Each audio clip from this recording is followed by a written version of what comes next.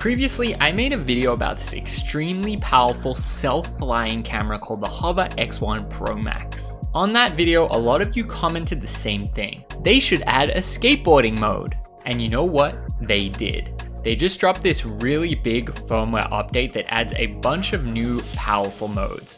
Although they didn't strictly add a skateboarding mode, they added a cycling mode, and it kind of functions the same. It's very exciting and I want to tell you about it. First off, I'll just catch you up on how the camera works. I did make a full entire video about all the features, so you can definitely check that out.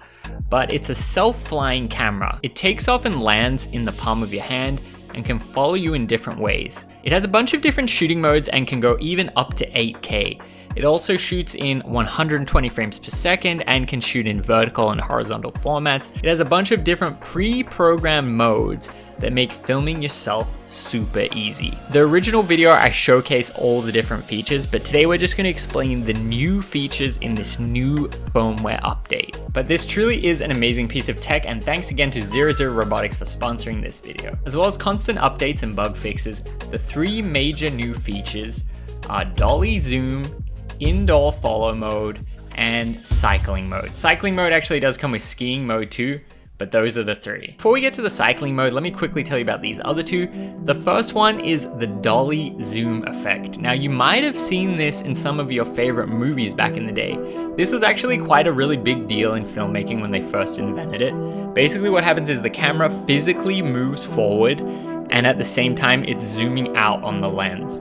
So the camera physically moves forward and the lens zooms out, so the perspective changes but the subject stays in the same position in the frame. I always thought this was really cool, and this used to be really difficult for people to pull off, but now with this self-filming camera and AI technology, it is so easy to get these amazing shots. Let's check out a little skit right here. Yo, Ricky, did you hear that the Tony Hawk's Pro Skater 4 remake is not gonna have career mode? We have just lost cabin pressure. As you can see, it does a really good job. Here are a couple of outtakes, extra shots of me doing it too. And when you use the app, you do have control over a few parameters too, and you can change the zoom amount or the distance that it is away from you.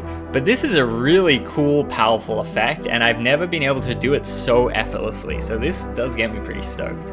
Next up is the indoor flying mode. This gives you a few extra guarantees and a little more peace of mind when flying inside or in a confined space. So when the camera is following you and your path, you'll be less likely to crash into the walls and all that kind of thing. This did do a pretty good job. It does feel quite funny having a drone flying indoors, but you can definitely get some pretty cool shots with it. Okay, now let's head to the old pump track and we can really test this cycling mode out. Honestly, watching the camera in action does seem kind of surreal. It's just like, it's so powerful and so cool. I really just love using it. So here we go with the cycling mode. There are a few parameters that you can choose in the app. The distance can either be close, mid, or far, and the viewing angle can either be high or flat. I saw in the original video, a lot of people were saying, damn, I wish you could get a lower angle. So you actually can do that in the settings of the camera. You can be close and flat. But right here, we're just rifling through the pump track on a few different ones. You can see we're on far and high right now. My favorite mode for this particular skate session was definitely mid and flat shot, so it's closer down to the ground. If you want to get the best results, what I would recommend is filming a little bit wider than you would use and then zooming in and stabilizing the shot in post-production. That's what I've done for this shot right here, and I think it looks absolutely fantastic. It's honestly kind of surreal how well of a job this camera does at tracking you and following your path and not crashing. The cycling mode definitely gives you a little bit more peace of mind that it's gonna get a better shot and not crash into things around you.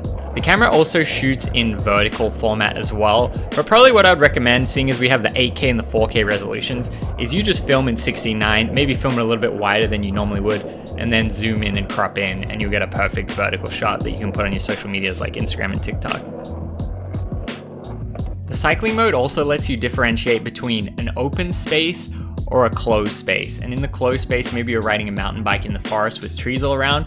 You don't want the camera to crash into the tree. You can set it onto that closed space mode. But when you're in free space, you can have it on the open space mode and really let the technology cut the corners and zoom around like it pleases. The cycling mode also does come with a skiing mode. I didn't get to test this myself, but it is basically the same, but a little bit more optimized for the snow environment and tracking a skier and not just a pedestrian or a skater or a cyclist.